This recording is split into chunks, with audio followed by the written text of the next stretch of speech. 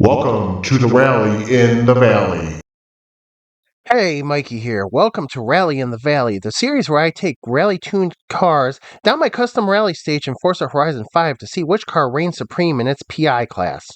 Today we're going to start with the highest PI class, but the smallest field size, as three cars are going to battle it out for S2 class supremacy over a bumpy and technical 4.2-mile course to see which car is the top S2 rally build. The rules are simple. There will be two chances to put down a clean time. If you miss a checkpoint and can't make it back before the reset, the run is restarted. If it happens again, that's a DQ. The first car in the challenge is the 2012 Ferrari 599XX Evolution. The only car with a 998 PI is also the lightest car in the S2 field, weighing in at 2,419 pounds. It's all-wheel drivetrain swapped with 1,098 horsepower and 704 foot-pounds of torque.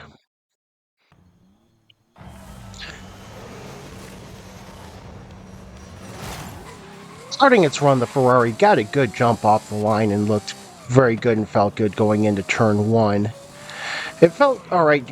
The back end stepped out a little bit, but it wasn't awful going into turn 2 and 3. And then just coming through the tarmac sections, the car for the most part felt good, though I think I locked it up a little bit there trying to get into that turn.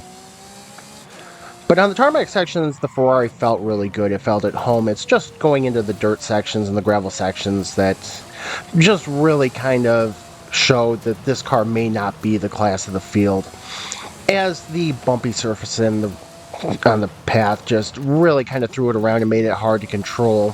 As you can see, I'm trying to gather it back up under me, trying to get by that checkpoint by the rock formation. But every time I would hit a bump or just anything that's really kind of a sudden just change of direction on the off-road surface, whether it's a bump or a rock or anything, it really affected the handling of the Ferrari. Also didn't help taking that corner very badly, overshooting a little bit. But then going into that jump, which is a very tricky jump anyway, going into that right is not easy as we get through the first dirt section. Getting back to the tarmac again, the Ferrari felt comfortable. As you see, just going along under the dragon. Felt really good as long as it stayed on tarmac. But again, in this section, it looks a little bit better, but a little bit of a lockup trying to get through that turn.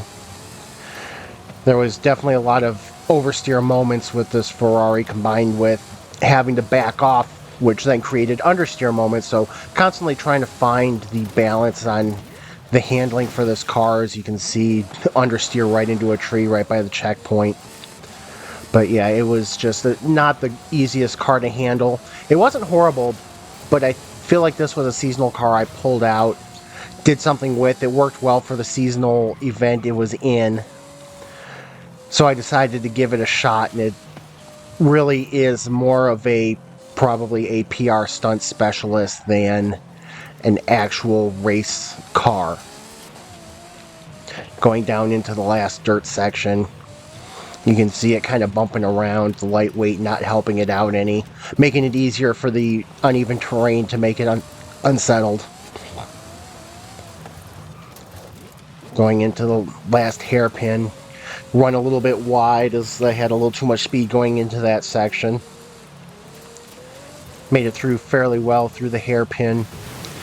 Had a little bit of a struggle through that water that formed on the track, and then understeered into the giant balls that acted as a corner cutting device to finally end the lap, or end the course at 2:59.364 seconds, which we will see how that stacks up. The next car up is the 2017 Ford M Sport Fiesta RS, the lowest PI in the S2 class at 918 PI. This all-wheel drive car weighs in at 2,616 pounds with 754 horsepower, 666 foot-pounds of torque on top of an all-wheel drive drivetrain.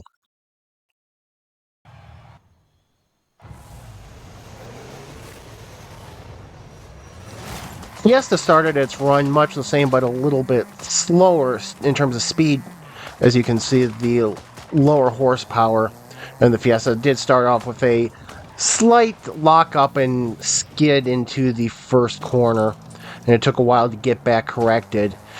But the little bit of extra weight in the Fiesta, combined with the lower horsepower, did make it a little easier to handle once I fully got a hold of it. As you can see, it's again locked up heading into that last turn before going into the valley. Though going into the valley and going through the valley on these dirt roads, you can feel a huge difference. It did get a little bit sideways there, but it was a little bit more comfortable of a sideways than it was with the Ferrari. It was a little bit more grounded, had a little extra weight to keep it from being buffeted around the same way the lightweight Ferrari did. That didn't mean that there weren't a little bit of adventurous moments, but it did handle itself better than the Ferrari did. Though, like I said, less power, it did have less speed overall as well. And again, a rough exit from that valley section. Did take the bump nicely going into the trees into the corner, but I did have an understeer moment there where it just didn't want to turn and I just avoided hitting the trees. Going onto the tarmac sections though, you can tell this car was not at home there, as it did not have grip when it was on road. But as we get back to the gravel again, it's more at home. A little bit of an oversteer there, but easily got back on track, and again, smoother, didn't get buffeted around, weight really holding it down. I think with a little bit more power, this car would have done a lot better than it did, but you can still see that it's not putting up a bad run at all.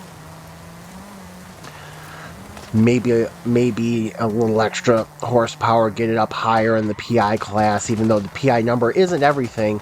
Sometimes it is an indication of how well it can do in certain situations. Though I do know the origin of this car was for a speed trap event. It did get handling because the speed trap it had to hit was in a difficult location, which took a good ability to handle to get to.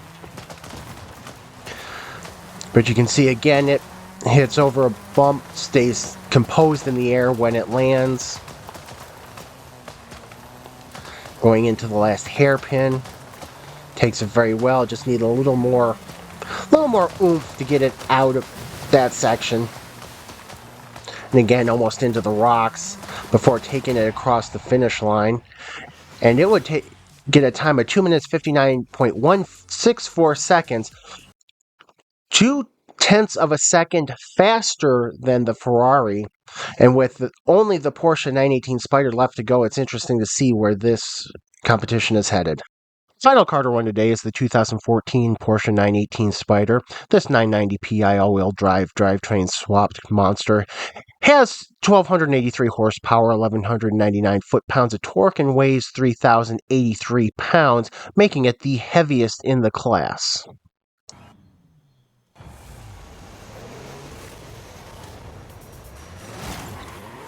And coming into this last run, the Porsche 918 really was the favorite of the division, as it was the car that I've worked the most on to get it to try to go. And despite a little bit of a rough start at the beginning, I get it back in tune, partially helped by the fact it has a lot of horsepower and a lot of torque, so it gets going very well after it has to slow down and stop. Also, it did a good job right there, recovery. It did not get buffeted around at all by the path.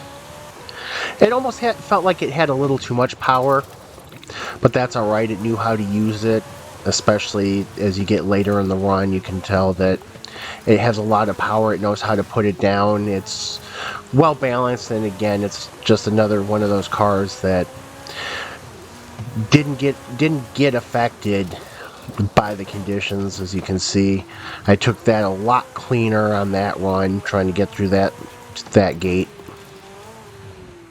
But going around, just nice and smooth. It's also the car in the division that has had the most work and tuning done on it, as it has been an early build.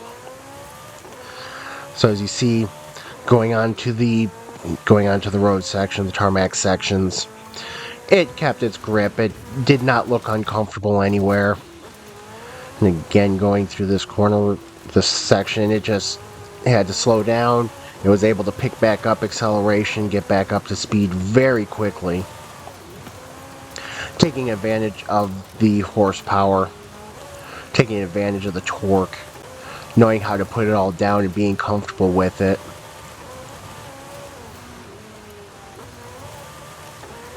And even when it slid through corners, it wasn't such a bad slide. It felt out of control. It was more of a controlled.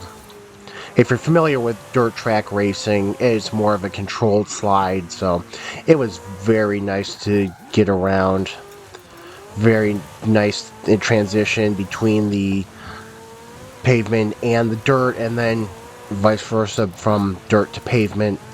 It really was a good car drive, and it really was the favorite of the field. It was, like I said, it was the one that had the most work put into it. Though misjudging my braking point there, still didn't affect the run or the placement any. I mean, it's going to come home as far in front of everything else. Makes the last turn clean, crosses the finish line, 247.886. Which is going to put it well out in front by about almost 12 seconds. So the 2014 Porsche 918 Spyder is the S2 class champion, taking the division quite handily.